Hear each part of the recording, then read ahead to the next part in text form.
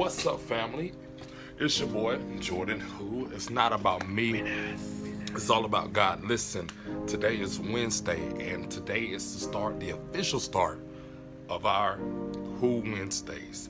Every Wednesday, I will be coming at you with a motivational moment. It's not going to be long, just something for you to, continue to, push through your week with, and just do your thing. So, here we go.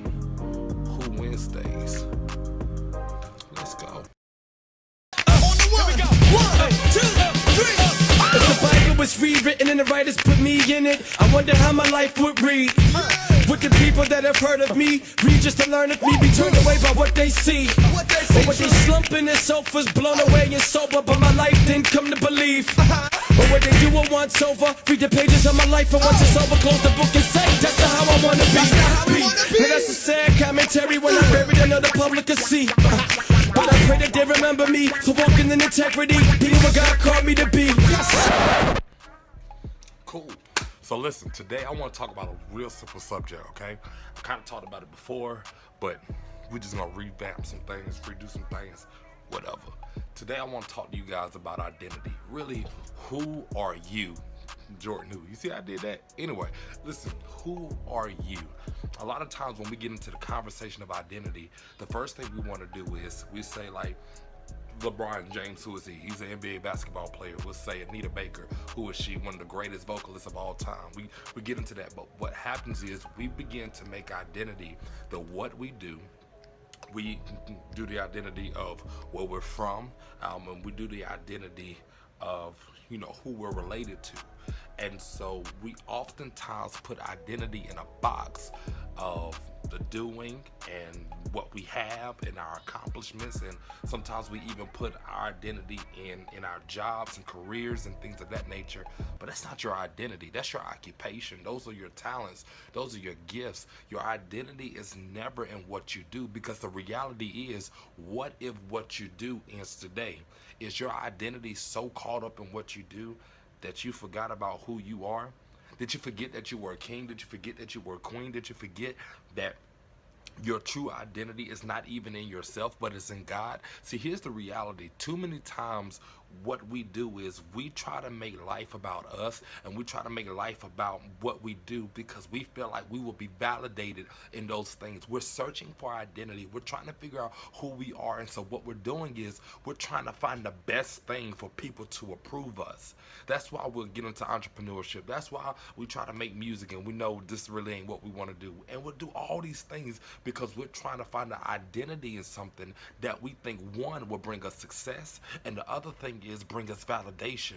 The success part is we want the money. We want the people to say, oh my God, look at him, look at her. We want the people to be proud of us. Even our own parents, we want them to be proud of us. And so then they tell us that we're good at this, and so we think that this is who we are. And so because middle school and high school we played basketball and we thought we were good, and we didn't get that offer in college, now we're like, I don't know what to do. And so now we've settled for something that is less than who we are, because we're just trying to make it by, because we no longer know who we are. The other part is validation. Many times we start looking for validation in these things like, I want to do these things because I know if I play ball, or if I make this music, or if I run this business, people will say, look at him, look at her, look at what she's doing. She's so dope. She's a this, he's a that. And so then we're like, this is our identity. And the reality is, if it's stripped away today, if you're an athlete and you tear your Achilles and your ACL and you can't play ball no more, then what? The reality is you've fallen into this thing where we no longer know our true identity. Let me tell you what your true identity is. Your true identity is your heart. Your true identity is that passion for the people, that passion to change. Your true identity is understanding that you're a son and you're a daughter of the Most High. Your true identity is understanding that you are God's workmanship, and your identity is in Him. And when you identify yourself, you should identify yourself as victory, a victorious person, a believer. You should identify yourself as an overcomer. You should identify yourself as a testimony, because the reality is, many of the things that you have gone through, they were grooming your character. See, character is a part of your identity. Who are you when people are watching And when people are not watching, that's integrity. Who are you? Who are you when the lights go off? Who are you when the people go away? Who are you when the applause stops? Who are you when you're no longer on the platform? Who are you when people aren't liking your pictures on Instagram and Facebook and on TikTok and Snapchat and all? There's too many social media sites. Oh my God, there's so many. But who are you when the lights fade? Who are you when people say, you know what, I don't want to fool with them no more? Who are you when people try to bash who you are or try to hold you to the oldest version of you? Are you going to be the person who responds out of your emotions? And so now people are calling you emotional because you're always angry, you're always frustrated, you're always running to the next feeling. And so are you that person, or are you a person who says, you know what, no matter how people treat me, no matter how people act, I'm gonna be consistent. Consistency should be a part of your character. Your identity should be, no matter where you are, no matter what you do, you are the same person. You know, one thing that I had to learn about myself, just a real open moment. I didn't know who I was. This is why I was a hypocrite. Okay? Big hypocrite. Up until really this year. Because I didn't know. I was trying to figure out, do I fit in the club? Do I fit in the church? Where do I fit in? Because I was looking for validation. Because I had not solidified my identity in God. See, that's the thing, my friends. We don't want our identity to be in God, because the thing is, we're looking for God to give us stuff. But understand, the blessings come when we identify ourselves with Him. It's like this. My father or stepfather, whichever one I want to use, when I identify them as my parent and I identify them as family, there are certain blessings I get because I identify myself with them, because I know that I'm a part of the family. I understand that I'm a part and I am connected with them. And so I get a certain level of blessings because of what I identify with. But if I did not identify with them, or I was not in the family, what happens is I'm only limited to the resources that are able to be given. This is even a part of your identity. You're like, Jordan, how is this a part of identity? Because the reality is we put stuff above us. But when we find out who we are in God, the stuff comes. But it's not about the stuff. Let me put this thing back into perspective.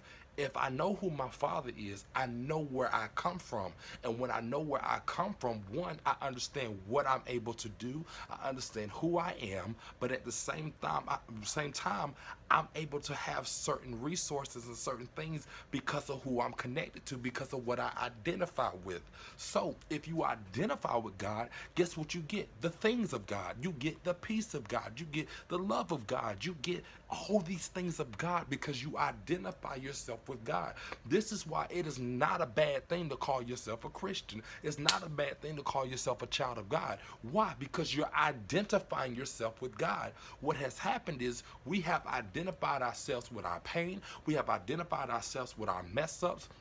We have identified ourselves with our lowest moments. We have identified ourselves with things that we think are cool, but they're really draining us. And this is why when you get by yourself, you don't know what to do. This is why you got people who legitimately all the time, they got to figure out who to go hang out with, what to do, all these things, because they're losing their mind because they don't know who they are. And so now that the people are gone, they have all these thoughts of suicide, and they have all these depressing thoughts, and they feel like they don't do nothing. So they have to scroll through social media till they fall asleep because they need some type of connection, because they really don't know them. They don't want to deal with them because they don't even like them, because guess what? There's a version of them that is flawed and they hate it, but the reality is they continue to try to identify themselves. Here's the thing about identity.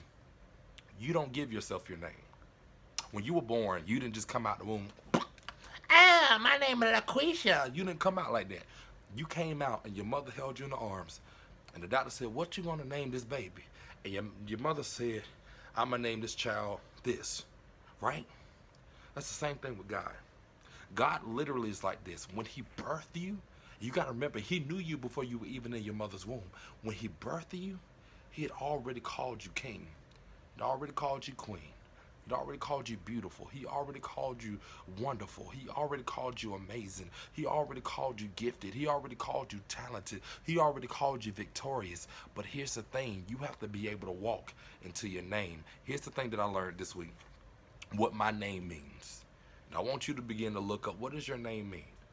And maybe your name doesn't have a meaning because it was a made up name, whatever. Give your name meaning.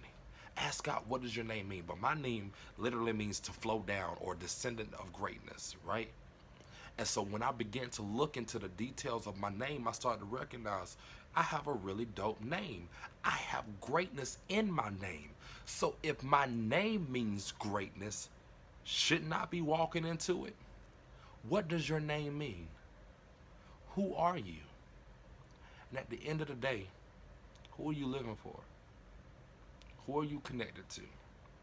Who birthed you? So this week, I know it's been a good week. It's probably been a dope week. But I really want you to start looking at your identity and begin to start thinking, am I identifying myself with God? Or am I identifying myself with what I do? And is what I really do who I am? Is it cool because people like what I do and they like who I am and all these things? But here's the thing. If you're not impacting anybody, then you're a nobody. Because the reality is, a true somebody is going to be trying to push people into purpose. A true somebody is going to be trying to make a difference in the lives of people. A true somebody, the person with identity, you're not going to try to make people to be like you. That's conformity. But the reality is, a true person of character, a distinguished gentleman, a distinguished woman of character, a Proverbs 31 woman, and a Ephesians 5 man, those type of people, those are the people that say, you know what, I want to make a difference. And I'm going to tell you the truth whether you like it or not, because the reality is the truth will set you free, and I want you to freely be you. So for the rest of this week, I want you to begin to think of, what does your name mean? Who are you? And where do you come from? And I'm not talking about what city, what state, what country. No. I want you to begin to think about how you came from a God who literally breathed life into man and breathed life into woman. Literally made us in his image. And with all respect, I want you to know that you are a child of God. You are God's child. You are his workmanship. And I know right now you're looking at your life and you're like, Jordan, I don't even see God in my life. But I want you to get connected. The reality is, if I was to charge my phone right now, and even if I had it plugged up, but it's not plugged into the wall, it's not going to charge. I have to connect it, and I have to let it get fully charged up. That means I have to spend a good amount of time on this. So that means what you need to do, spend time with God. Stop disconnecting yourself because you're so eager to be used, or you're so eager to do things. No, take some time to really charge yourself and become all that God has called you to be. Because when you're full, you're able to do so much more. I don't want you to die quick because you disconnected yourself. Your power is in your connection. And the crazy thing is, you can be used even when you're connected.